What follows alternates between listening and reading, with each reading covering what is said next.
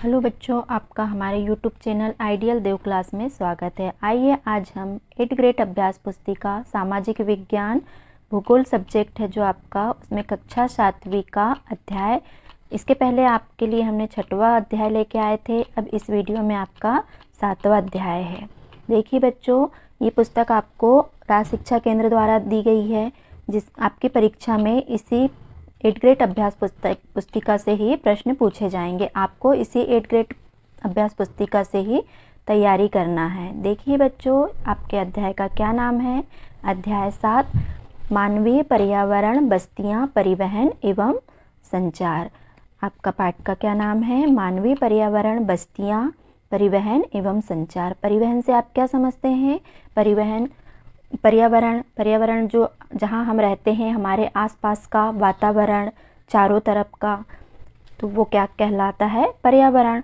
बस्तियाँ, वे स्थान जहाँ लोग अपने लिए घर बनाते हैं। प्रारंभिक मतलब पहले के मनुष्य वृक्ष और गुफाओं में निवास करते थे, और जहाँ पर मतलब कुछ घर, कुछ लोग रहते हैं, उन्हें क्या, वहाँ क्या नाम दे दिया जाता है? बस्तियाँ। परिवहन मतलब परिवहन लोग एक मतलब सामान के लिए आवागमन के साधन होते थे, तो वो क्या कहलाता है? परिवहन कहलाता है। और संचार, जैसे हमें अपनी बात दूसरों तक पहुंचाना है, तो उसे मतलब दूसरों के पास पहुंचाने की एक सूचना है, उसे क्या कह देंगे हम? संचार कहते हैं। एक प्रकार से मतलब प्रक्रिया हो गई, दूसरों के पास सूचना पहुंचाने की प्रक्रिया क्या कहलाती है? संचार कहलाती। ठीक है, देखते हैं हम पहला प्रश्न क्या है।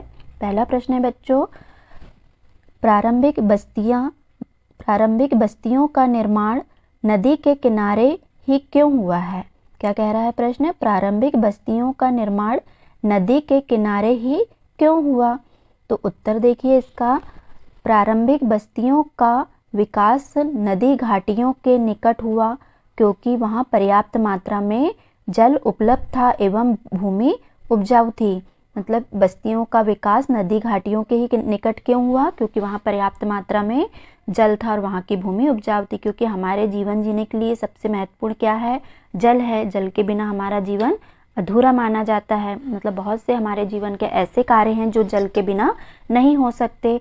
जल मतलब जल ही हमारा जीवन है। और मतलब भूमि भी होना, मतलब हमें कुछ अनाज मतलब अनाज के लिए भूमि की भी आवश्यकता होगी, जिसमें हम अनाज उगा सकते हैं, इसलिए भूमि भी उपजाऊ होनी चाहिए। ठीक है बच्चों, आपका यहाँ प्रश्न क्रमांक पहला कंप्लीट होता है। बढ़ते हैं प्रश्न क्रमांक 2 की तरफ। प्रश्न क्रमांक दूसरा क्या है? अस्थायी बस्तियों के लोग पक्के घर क्यों नहीं बनाते थे? अस्थायी बस्तियों के लोग पक्के घर क्यों नहीं बनाते थे? अस्थायी मतलब अधिक समय तक ना रहना।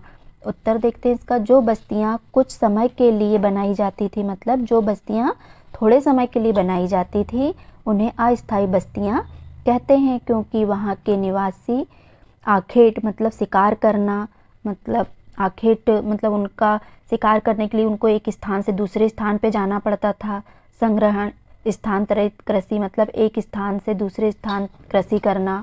ऋतु प्रवास मतलब ऋतु प्रवास करते थे, मतलब जहाँ अधिक मतलब ठंड हुई, बारिश हुई या गर्मी हुई, जहाँ उनको असुविधा होती थी, तो वो ऐसी ऋतुओं के समय एक स्थान से दूसरे स्थान पर चले जाते थे। ठीक है बच्चों, आपका यहाँ प्रश्न क्रमांक दूसरा कंप्लीट होता है। बढ़ते हैं प्रश्न क्रमांक 3 की तरफ। देखिए प्रश्न क्रमांक 3 क्या कह रहा है? स्वर्णिम चतुर्भुज महामार्ग कौन से नगरों को जोड़ता है? क्या कह रहा है? स्वर्णिम चतुर्भुज महामार्ग कौन से नगरों को जोड़ता है? आपका अगर इसको और अधिक डिटेल जानना है या अच्छे से समझना है, तो आप अपनी पुस्तक भूगोल के पृष्ठ क्रमांक 50 में इसका उत्तर खोजकर लिख सकते हैं। देखिए इसका उत्तर, स्वर्णिम चतुर्भुज महामार्ग दिल्ली, मुंबई, चेन्नई और कोलकाता नगरों को जोड़ता है। कौन कौन से नगरों को जोड़ता है? दिल्ली, मुंबई, चेन्नई और कोलकाता नगरों को जोड़ता है। इसे हम क्या कह सकते हैं? स्वर्णिम चतुर्भुज। ठीक है बच्चों, आपका यहाँ प्रश्न क्रमांक तीसरा कंप्लीट होता है। बढ़ते हैं प्रश्न क्रमांक 4 की तरफ। प्रश्न क्रमांक 4 क्या कह रहा है? ग्रामीण व नगरीय बस्तियों के घरों की विशेषताएं लिखिए। ग्रामीण एवं नगरीय बस्तियों के घरों की क्या लिखना है, विशेषताएं लिखना है। उत्तर देखते हैं इसका। ग्रामीणों की बस्तियां उनके पर्यावरण के अनुकूल घर बनाते थे। ग्रामीणों की बस्तियां उनके पर्यावरण मतलब जहां वो रहते थे उनके आसपास का वातावरण कैसा है उस हिसाब से वो घर बनाते थे। ग्रामीण बस्ती सघन या प्रकीर्ण हो सकती हैं। नगरीय बस्तियों के लोग घरों का निर्माण व्यापार एवं सेवा क्षेत्रों के आधार पर बनाते थे, क्योंकि नगरों की जो सड़कें होती हैं वो पक्की होती हैं, इसलिए वो यह सोच समझ के मकान बनाते थे कि उनको व्यापार करने में सुविधा हो, कठिनाई ना हो और सेवा के क्षेत्रों में भी उनको मतलब अच्छा योगदान मिले, इस आधार से वो अपने घर बनाते थे। ठीक है बच्चों, यहाँ आपका प्रश्न क्रमांक 4 कंप्लीट होता है। बढ़ते हैं प्रश्न क्रमांक 5 की तरफ। देखते हैं प्रश्न क्रमांक 5वां क्या कह रहा है। संकटकालीन स्थितियों में यातायात का सबसे उपयोगी साधन कौन सा है और क्यों है। इसका उत्तर देखिए। संकटकालीन स्थितियों मतलब संकटकालीन स्थिति हम क्या कह सकते हैं। संकटकालीन स्थिति को जैसे भूकंप आया, बाढ़ आई, मतलब कोई तूफान आए, उस समय को हम क्या कहते हैं, संकटकालीन स्थितियों में यातायात का सबसे उपयोगी साधन हेलीकॉप्टर है। मतलब जैसे भूकंप आया तो सड़कें फट जाती हैं, मतलब सड़कों में दरारें आ जाती हैं, मतलब बड़ी बड़ी बिल्डिंगें, घर, जनधन की हानि हो जाती है। उस समय कोई बस, ट्रेन या कोई मतलब जो पहिए वाले साधन तो आ नहीं सकते, तो उस समय सबसे ज़्यादा उपयोगी क्या होता है, हेलीकॉप्टर होता है। हेलीकॉप्टर जो अगम्य साधनों एवं संकटकालीन स्थितियों में लोगों को बचाने एवं भोजन, जल, कपड़े एवं दवाएं बांटने के लिए बहुत ही उपयोगी साधन है। मतलब ऐसे समय में अगर बाढ़ आ जाए, भूकंप आ जाए तो सबसे अच्छा साधन क्या माना जाता है, हेलीकॉप्टर माना जाता है। आपने देखा होगा कई स्थानों पे भूकंप आए तो सेनाएं जो होती हैं हेलीकॉप्टरों के माध्यम से मतलब लोगों तक कपड़े, जल, दवाइयाँ ये पहुँचाने का काम करती हैं। इसलिए सबसे अच्छा साधन संकटकालीन समय में क्या होगा, हेलीकॉप्टर होगा। ठीक है बच्चों, यहाँ आपका प्रश्न क्रमांक 5 कंप्लीट होता है। बढ़ते हैं प्रश्न क्रमांक 6 की तरफ। देखिए प्रश्न क्रमांक 6 क्या कह रहा है। वर्तमान में संचार के साधन कौन कौन से हैं, इसका हमारे जीवन में क्या महत्व है। वर्तमान में संचार के साधन कौन कौन से हैं और इसका हमारे जीवन में क्या महत्व है। देखिए उत्तर इसका। वर्तमान में संचार के साधन समाचार पत्र, टेलीविज़न, समाचार पत्र, radio, TV, internet, cellular phone और सैटेलाइट आदि है। इन साधनों से हमारा जीवन अत्यधिक सुखमय बन गया है। अब हम घर बैठे ही रेल, हवाई जहाज एवं सिनेमा या होटल के लिए टिकट आरक्षित करवा सकते हैं। मतलब हम घर बैठे ही हमें बहुत सी सुविधाएं मिल गई हैं। मतलब टीवी के माध्यम से या रेडियो के माध्यम से हम घर बैठे ही पता कर सकते हैं या जानकारी, देश विदेश की जानकारी मिल सकती है कि कहाँ क्या हो रहा है। मतलब सभी चीज़ों की जानकारी हम घर बैठे ही ले सकते हैं। और हमें एक स्थान से दूसरे स्थान पर जाना है तो हमें रेलगाड़ी की टिकट, हवाई जहाज़ की, सिनेमा घर, होटल, सबकी टिकटें हम अपने मतलब घर बैठे ही मोबाइलों के माध्यम से या इंटरनेट के किसी भी माध्यम से हम टिकट बुक करवा सकते हैं। और मतलब इससे हमारा जीवन काफ़ी सुखमय बन चुका है, या हमारा काफ़ी समय भी बच सकता है इससे। ठीक है बच्चों, आपका यहाँ प्रश्न क्रमांक 6 कंप्लीट होता है। बढ़ते हैं प्रश्न क्रमांक 7 की तरफ। देखते हैं आपका प्रश्न क्रमांक 7 क्या कह रहा है। आदर्श बसाव स्थान के चयन के लिए प्राकृतिक दशाएं में हो सकती हैं। आदर्श बसाव स्थान के चयन के लिए क्या प्राकृतिक दशाएं में हो सकती हैं। उत्तर है इसका। आदर्श बसाव स्थान के चयन के लिए प्राकृतिक दशाएं, क्या क्या दशाएं हैं देखते हैं। अनुकूल जलवायु, दूसरा जल की उपलब्धता, तीसरा उपयुक्त भूमि, चौथा उपजाऊ मिट्टी। अनुकूल जलवायु मतलब ऐसी जलवायु हो, ना ज़्यादा ठंड हो ना ज़्यादा बारिश हो, मतलब हम ऐसी जलवायु हो जिससे जहाँ हमारा जीवन अच्छे से व्यतीत हो सके, मतलब अनुकूल जलवायु होनी चाहिए। दूसरा, जल की उपलब्धता, मतलब जहाँ हम रह रहे हैं तो मतलब जल हमारे जीवन के लिए बहुत उपयोगी है, तो वहाँ जल की उपलब्धता भी होनी चाहिए। उपयुक्त भूमि, मतलब भूमि भी अच्छी होना चाहिए जहाँ हम मतलब अनाज उगा सकें, और वहाँ की मतलब उपजाऊ मिट्टी भी हो। ठीक है बच्चों, यहाँ आपका प्रश्न क्रमांक 7 कंप्लीट होता है। बढ़ते हैं प्रश्न क्रमांक 8 की तरफ। प्रश्न क्रमांक 8 क्या कह रहा है?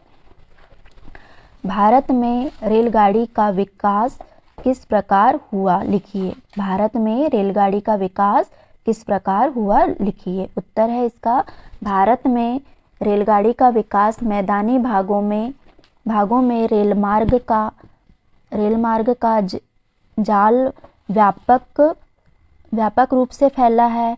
उन्नत प्रौद्योगिकी कौशल से दुर्गम पहाड़ी क्षेत्रों में भी रेलमार्ग बनाना संभव हो गया है। मतलब अब इतना अच्छे सारी चीज़ वो हो गई है कि हम मतलब रेलगाड़ी मतलब रेल मार्ग को हम पहाड़ी जैसे स्थानों में भी हमने खोज लिया कि मतलब यहाँ से रास्ता निकल सकता है।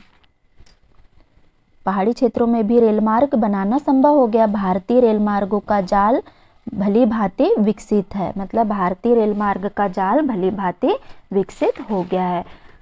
ठीक है बच्चों, यहाँ आपका प्रश्न क्रमांक 8 कंप्लीट होता है। बढ़ते हैं प्रश्न क्रमांक 9 की तरफ। प्रश्न क्रमांक 9 क्या कह रहा है? प्रश्न क्रमांक 9 है, जलमार्ग का अधिकतम उपयोग किस रूप में होता है? जलमार्ग का अधिकतम उपयोग किस रूप में होता है? इसका उत्तर अगर आपको और अधिक डिटेल चाहिए तो आप अपनी पुस्तक के पृष्ठ क्रमांक 51 में इसका उत्तर खोजकर लिख सकते हैं। देखिए इसका उत्तर, जलमार्ग का अधिकतम उपयोग परिवहन के रूप में होता है। जलमार्ग का अधिकतम उपयोग परिवहन के रूप में होता है। अधिक दूरी में भारी एवं बड़े आकार वाले सामान को ढोने के लिए जलमार्ग सबसे सस्ता साधन माना जाता है। मतलब जलमार्ग बहुत ही सुविधाजनक है और ये सस्ता साधन भी माना जाता है। ठीक है, आपका यहाँ प्रश्न क्रमांक 9 कंप्लीट होता है। प्रश्न क्रमांक 10 देखिए, विश्व के सबसे लंबे रेलमार्ग के प्रथम एवं अंतिम स्टेशन के नाम लिखिए। मतलब आपको पता है बच्चों, हमारे भारत में सबसे पहले रेल कब चली थी? भारत में 1853 में चली थी, और ये कहाँ चली थी? मुंबई से ठाणे के बीच। लेकिन यहाँ बात विश्व की चल रही है, विश्व के रेल मार्ग की चल रही है, तो इसका उत्तर देखते हैं। इसका उत्तर है, ट्रांस साइबेरियन रेलमार्ग विश्व में सबसे लंबा रेलमार्ग है, जो पश्चिमी रूस में पिट्सबर्ग से प्रशांत महासागरीय तट पर स्थित व्लादिवोस्तोक तक जाता है। ट्रांस साइबेरियन रेलमार्ग विश्व में सबसे लंबा रेलमार्ग है, जो पश्चिमी रूस में पिट्सबर्ग से प्रशांत महासागर ये सबसे बड़ा महासागर भी है और गहरा महासागर भी है। प्रशांत महासागर सबसे बड़ा और सबसे गहरा महासागर भी है। महासागरीय तट पर स्थित व्लादिवोस्तोक तक जाता है। ठीक है बच्चों, यहाँ आपका प्रश्न क्रमांक 10 कंप्लीट होता है। अगर आपको यह वीडियो पसंद आया हो तो प्लीज़ इसे लाइक कीजिए, शेयर कीजिए और सब्सक्राइब करना ना भूलिए। ठीक है बच्चों, मिलते हैं आपके लिए अगले अध्याय में अगले वीडियो के साथ।